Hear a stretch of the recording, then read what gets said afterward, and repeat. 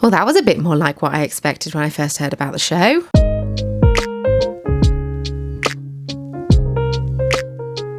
Hey everyone, it's Hannah and I hope that you are well. Welcome back to the channel, or welcome if you are new. Today I'm going to be chatting about week 6 of Game of Wool. Can you believe it? We've had 6 of these. There's only 5 contestants left. Next week is the semi-final. Wild. If you haven't been here before, this video is my general thoughts, opinions and overviews about the episode that came out on Sunday. Game of Wool is a TV show that is on Channel 4. It airs usually at 8 o'clock, but yesterday it was on at 8:30, which meant it finished at 9:30. Guess what time my bedtime is? 9 o'clock. It was fine. I stayed up and watched it. It was all good. I managed to do it. A couple of weeks ago, I had a nap at 8 o'clock, so I was a little concerned, but we managed. It is kind of a bit like the Great British Bake Off or the Great British Sewing Bee or the Great Pottery Throwdown and all of these great things, but knitting and crochet. And the tagline is finding Britain's best knitter, but there seems to be quite a bit of crochet in, but that's fine. I just give a general overview on what happened in the episode and my thoughts and opinions on it. So if you like what you see and you want to see more, it'd be lovely if you were to subscribe. And yeah, week 6 was statement week, which, sure, dyes hair. I've quite enjoyed the knitting needles in the hair up until this episode. Enjoyed it less, but I suppose she was making a statement. So you know what? I take it back. I hadn't thought it through when I first wrote it down. I take it back. You were making a statement and now I love it. Every week there are 2 challenges. There is the solo challenge and the group challenge. And I won't lie, this whole episode was a little bit more what I was expecting from Game of Wool, especially the group challenge. But we'll get onto that in a little bit. The solo challenge this week was making a statement necklace and either a cuff or a bracelet to coordinate with it. They wanted something high-end. Statement, they said that statement didn't necessarily mean big. They could knit, they could crochet, they could choose what they wanted to make the necklace bracelet out of. They could add embellishments if they wanted to. It was entirely up to them. The goal was to make it look high-end and they had 10 hours to complete this. Now, with the solo challenges, I haven't mentioned this before, but with the solo challenges, they prep it in advance. They've worked on it at home. I don't know for how long for. I'm guessing between filming, because they're not up in Scotland the whole time. I'm guessing they go back home for a bit and then come back for the next week, because people have lives and families. You can't just be away from home for 2 months. That's wild. So they're probably flying back and forth, maybe not flying, but driving, training, whatever, back and forth between home and Scotland, between episodes being filmed. And so they probably worked on whatever the solo challenge is in that time in between. But maybe they got a full list of what all the challenges were in advance. And even if you left on the first episode, oh, poor Gordon, he had such high... I'm so sad that Gordon was out first. Anyway, and blah, blah, blah. Yeah, so maybe Gordon designed a statement necklace, but maybe he didn't. We don't know. I've written, why did they show macrame? Because they showed like a macrame cuff. And then, spoilers, Ailsa does like a knotted necklace. I forgot that I-cords were a thing, clearly. Just a bit dense. Apologies. Something that was nice about this challenge is that it was kind of miniature knitting and crochet. So they were using very fine yarn. They were using small needles and hooks. And it was just nice seeing something a little dainty after quite a lot of chunky. It was nice to have them mix it up a little bit. That's all. I found this challenge particularly interesting. They said that they were going to be looking at the fastenings and everything. They didn't show much about the fastenings, which annoyed me slightly. But I find this episode particularly interesting. If you don't know, I used to work in the bead shop in Nottingham. I worked there for a couple of years. I learned a lot about jewellery making in my time. I have made a lot of jewellery since then, while I was there and since then. And I also do bead weaving quite a lot. Even now, I make bead weaving stitch markers. Do I have any here? Probably not. No, they're all in my Notions pouch downstairs. But I do a lot of bead weaving. And so jewellery making is something that I'm very interested in. I don't think I'm very good at designing jewellery, but I'm good at following instruction. More reason I don't think I would ever apply to this show. I'm very good at following instruction. I'm not very good at creating my own instructions. But jewellery making, I'm very interested in it. It's very much something that I enjoy watching. I used to watch a lot of jewellery making videos on YouTube. There's something very calming and soothing about them. And yeah, it was just generally, I enjoyed this challenge. They wanted a bit of balance between the two items. They want the two items being bracelet / cuff and necklace. They wanted them to look like that they were together as a set. They needed to be coordinated. They needed to be cohesive. That's the word I was looking for. Lydia is making a West African inspired piece, a cuff and a necklace. She's doing mosaic crochet on the choker and then is doing sort of lace crochet coming out with beads on, and then a cuff with sort of lace going down the hand. And it's West African inspired and absolutely beautiful. I love it. Lydia is using beads and she is using mercerized cotton to create the piece. Something that's very exciting about this episode is that they introduce the concept of blocking. Contestants are allowed to block in this episode. How very exciting. Could we not have done it last week? Holger is doing something a little bit different, maybe a little bit risky. He has decided to make his own yarn using a black bin liner, black bin bag, and cutting it into strips. He couldn't find yarn that would give the effect that he wanted it to. It's a big chunky necklace like this with a little sort of choker along the top and then a big chunky necklace. And then it doesn't mention what yarn he used. Cotton. He used some cotton yarn to make a little frilly lace trim around the black statement. Then he made a cuff as well. The bin bag, such a risk, but he pulls it off. It looks great.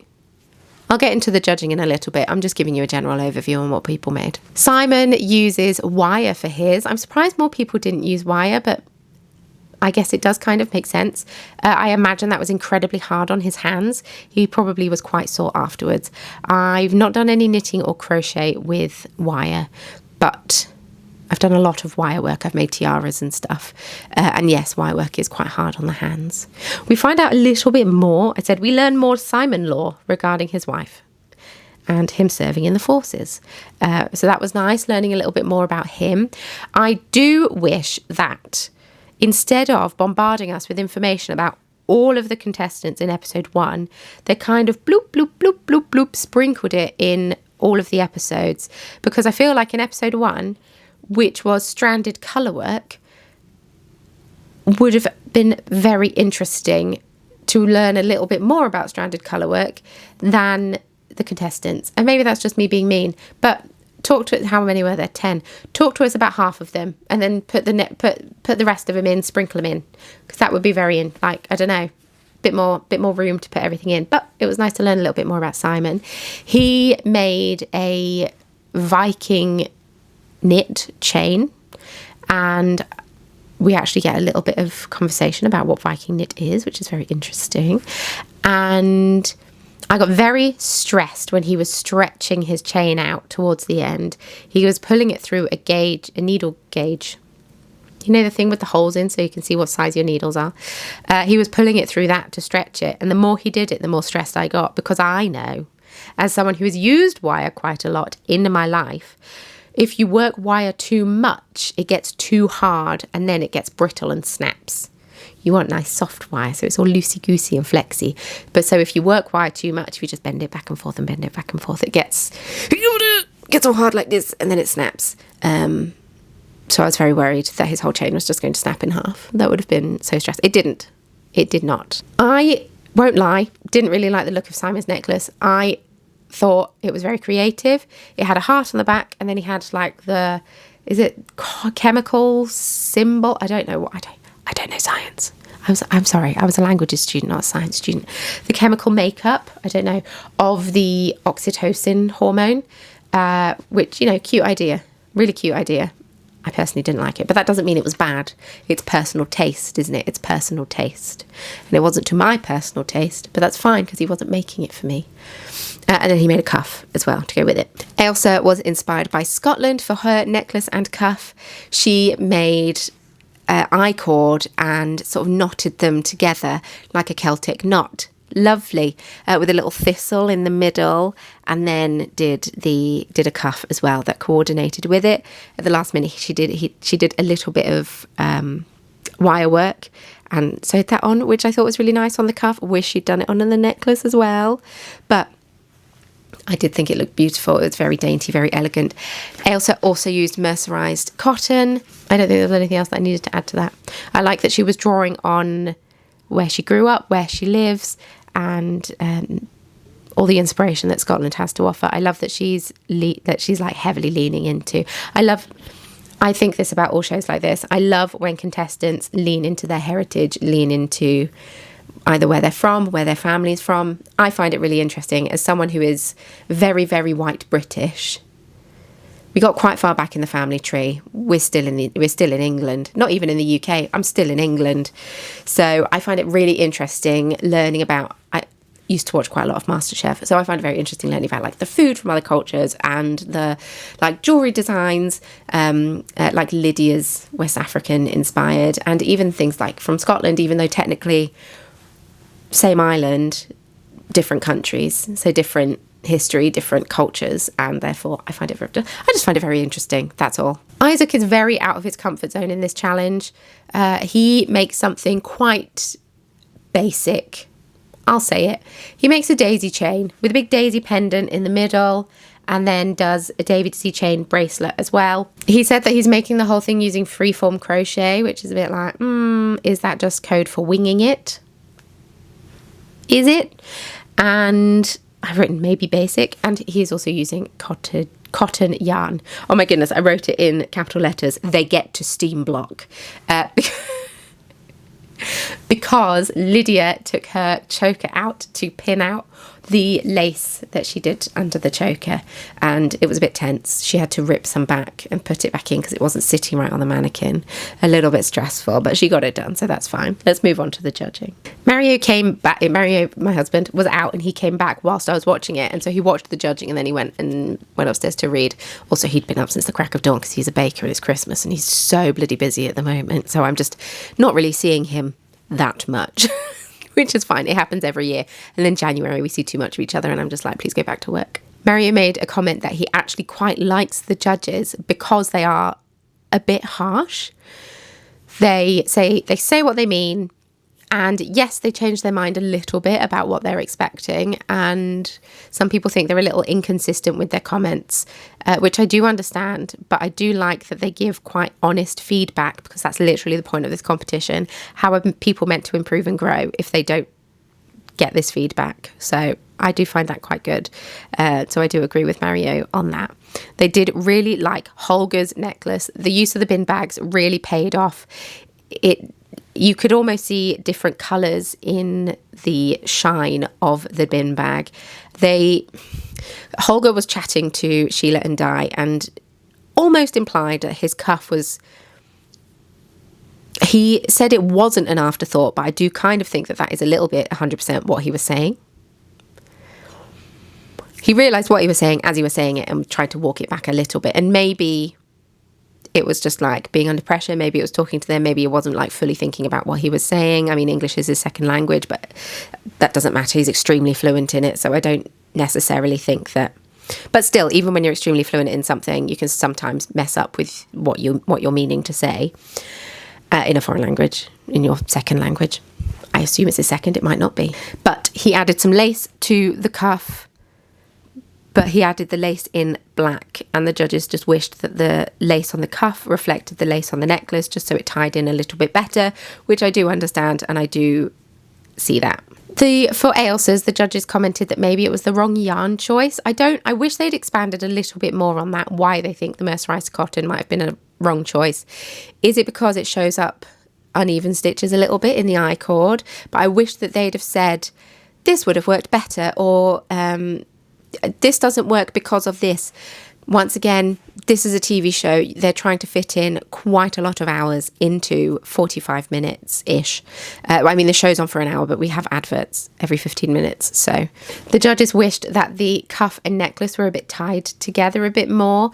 The bracelet was a beautiful purple colour, and then the necklace was very green. Obviously, the thistle was purple, but they wished that the necklace just had a strand of purple through it, just so it tied in with the bracelet a little bit better, which I can see what they mean. But overall, I personally think that it was very beautifully done, and you could see the inspiration very clearly, and I just really liked it. When it comes to Simon, the judges commented on how the oxytocin thing didn't really tie into the hearts that were on the cuff and on the back of the necklace.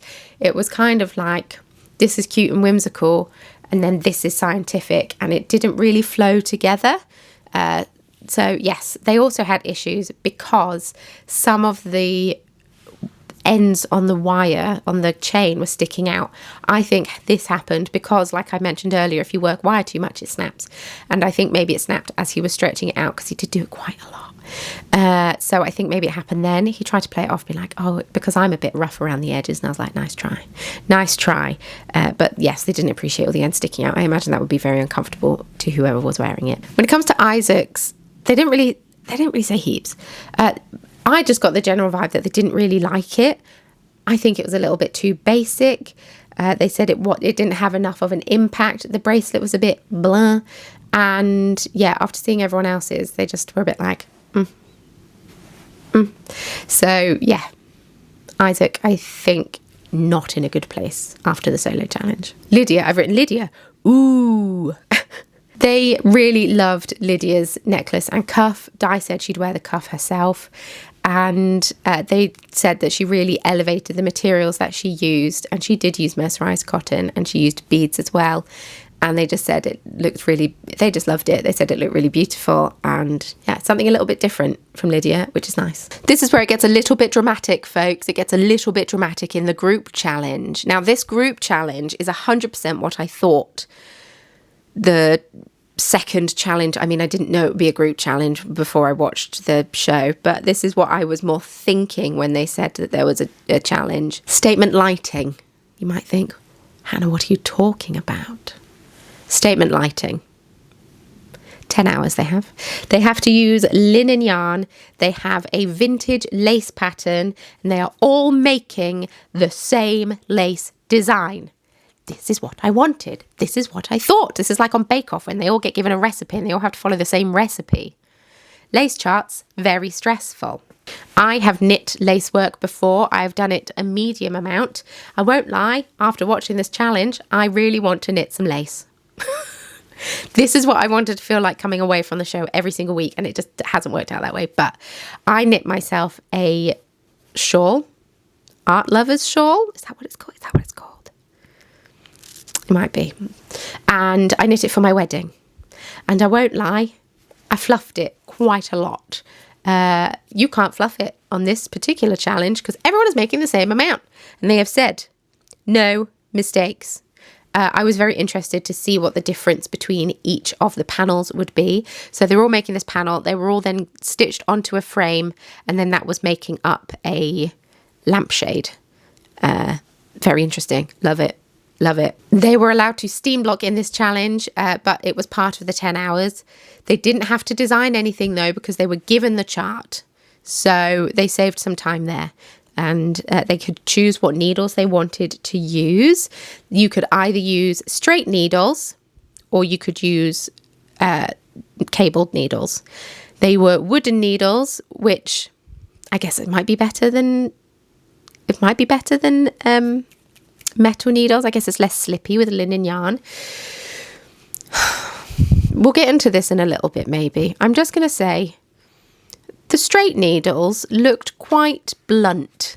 And in my limited knowledge of lace knitting, I used a strand of mohair, lace weight mohair on metal needles to knit my shawl. And I use higher sharps because I like a sharp pointy tip. I don't understand why they had to use the needles provided to them. Why can't they use their own needles or what they like to use. I don't know. I don't understand that at all. Maybe to add to the drama. This was a very interesting challenge for me because it was sort of a vintage pineapple motif. I've done quite a lot of, oh no, that was crochet. I was going to say I've done quite a lot of lace knitting because I've made doilies, but that was crochet, so I take that back. Yes, very interesting because I found out that lace was quite heavily done in Shetland. I can't remember if it was created in Shetland. It probably wasn't created in Shetland, let's be honest. It was probably created in several places around the world at around the same time. But it was done quite a lot in Shetland, and I had no idea because I'm ignorant about the history of knitting and feel like I should really educate myself on it now. We find out, quite crucially, that Simon and Isaac have not tried lace knitting before, which is a bit stressful. How? How have you got to this point and have never tried lace knitting before? But Isaac can follow a chart because he loves a bit of intarsia, so I'm sure he's fine. Everyone chooses cabled needles. Holger opts for straight needles, and he says it's so you can spread your stitches out and see the design a bit easier. We find out, quite crucially, the importance of lifelines. I use lifelines a lot in my knitting. Do I have a shawl up here that I use? No. The shawl that I wore in my last 2 videos on this is the All About That brioche shawl, and it starts with a big garter stitch panel, and then you've got a panel of brioche, and then you've got more garter stitch. Lovely. That was the first brioche project I ever did. So I put in a lifeline just before I started the brioche project, the brioche portion, sorry. So by the time that I messed up the brioche, still can't fix brioche when I mess it up. By the time I mess it up, I can rip it back to my lifeline, pick up the stitches and start again. So you never rip back further than you need to. Simon, Lydia, risky, risky, risky. Choose not to use lifelines. What renegades or fools? I'm not quite sure. Bit of drama. Lydia drops the stitch. Balls.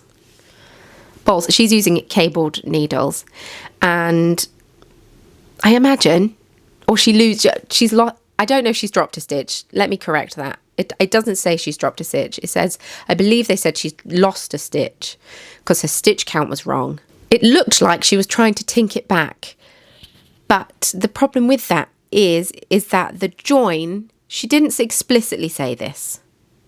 This is my interpretation of what she was saying, because she was getting quite frustrated and she did get upset and she did leave the room. But the join of where the cable meets the needles must have just not been great, because she was trying to slide the stitches up to I imagine, tink back, but she said just to see what had happened. And they kept getting caught on the join. I imagine, had she had either needles she regularly uses or just like needles with better joins, she could have fixed this problem super duper quickly. But hey, where's the drama if that had happened? Lydia takes herself off and has a moment. We don't know how long this moment is because it's all edited together. We don't know how long she's left the room for. She mentions about how on the day that they are filming this, it's Mother's Day. She's got 2 little girls. They're absolutely adorable. 3-year-old twins. And I don't know if it's her first Mother's Day away from them or what it is, but we're potentially 6 weeks into this now of her travelling up and down, being away for, I don't know, half the week, 4 days out of the week. I don't know. So I imagine emotionally it was quite difficult to be away from home on Mother's Day. So yeah, that obviously didn't help with everything else that was happening. Simon has a bit of a chat to Tom about the whole situation. Lydia comes back. Simon says, I've counted your stitches. You are 1 short. Throw a yarn over in, and then you've got the stitch count back again. That is 100% what I did when I was knitting my wedding shawl. Before you get very far through, you can't really read your stitches and you don't really know what you're doing. And so for the first little bit, I was like, what is going on? Every so often when I got to the next stitch marker, and was like, I must stitch off, or I've got 1 too many, I just knit 2 together and keep going. I mean, it looked fine. No one was that close. And they were all sort of at the top that I made the mistakes, so it was fine. Interestingly, I don't know if they weren't allowed to, but there was a distinct lack of stitch markers on everyone's needles. Now, maybe it's because there's only 2 lace panels, so you repeat, or 2 repeats of the design, so maybe that's why.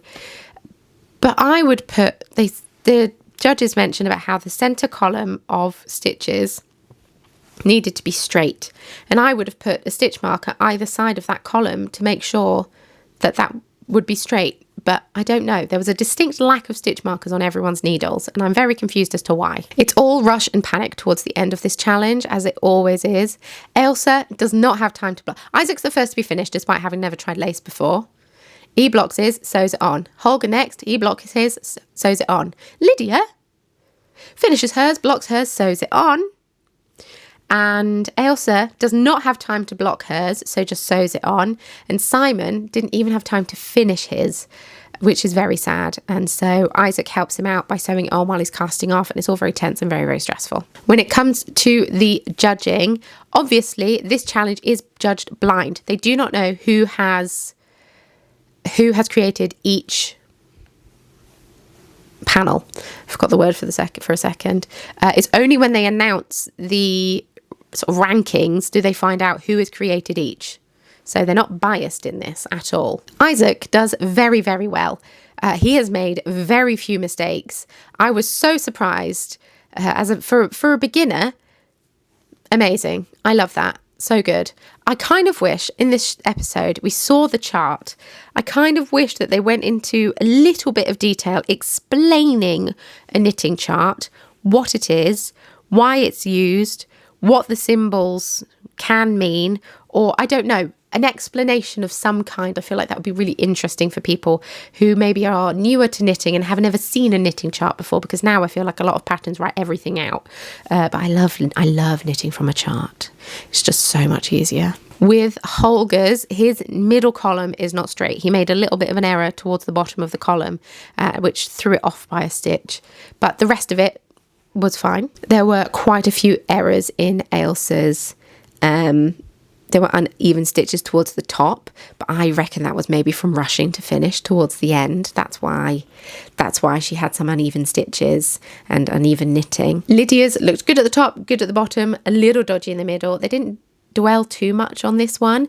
I mean, they might have done. There wasn't too much shown in the edit. I need people to remember that the show is edited to make it look a certain way. Simon's had a really glaring mistake in it, and it was unfinished. So, rankings. Simon came last, Lydia came fourth, Ailsa came third, Holger came second, Isaac came first in that challenge. Tom Daly did a little piece to camera. Basically, Simon made a mistake and had to rip back 10 rows. Had he used a lifeline, it would be a little bit easier, but that's fine. That's neither here nor there. And that caused him to not finish. Now, Tom Daly did a little piece to camera, basically implying because he'd stopped and helped Lydia by counting her stitches and saying, whacking a yarn over, you've got this, because he's nice and Lydia was upset and crying. He implied that is why he made the mistake, that is why he was behind, that is why he didn't finish, and I think that is not very fair and not true. But once again, maybe I'm biased. I am friends with Lydia, so I fully accept that maybe I am biased, but I don't know. We don't know how long Lydia was out the room for. We don't know how long Simon paused for. It's very easy to make a mistake in lace knitting, and it's very easy to get lost. Just saying. It's not like you can drop it down and pick it up. It's very hard to do. Anyway, big knitter of the week was Lydia for her necklace and cuff. And unfortunately, Simon was cast off. Now, I've seen a few unkind messages about Simon being cast off, because I know he had quite a large fan base, and they think that, Lydia sabotaged him and blah, blah, blah. And I'm just like, with love and respect, get a grip. Come on. It's an entertainment show. It's not like she ripped the needles out of his knitting and was just generally nasty. She got upset. She got worked up. You can't knit lace while you're upset and worked up. And she took herself out the room. He didn't have to touch her knitting. It was very kind of him to do that. It was very kind of him to help her. And I feel like many of us would do a similar thing in the same situation. But we don't know where he made the mistake in relation to all of that happening. So I don't think it's necessarily fair. One, for them to put in Tom's piece to camera about, because he helped Lydia, that's why he's behind. And I don't know. I just think it was not very nicely edited for that to happen. That's all. I really enjoyed this episode. I thought it was really, really good. It's made me want to knit lace a bit more, which is unexpected. I don't want to make my own jewellery. Maybe I do. I've crocheted a choker before. I've got a tutorial up on YouTube. So maybe, not out of a bin liner. I'll leave that one to you, Holger. You have that one. But I thought this episode was a little bit more on par with what I thought would happen. I thought that they would all be given us the same thing to do and then they had to execute it, and like much more interesting watching for me, but maybe not for everyone else. I would love to hear your thoughts and opinions in the comments down below. Who do you think are going to be the finalists? If next week's the semi-final, the week after must be the final. So who do you think is going to be in the final?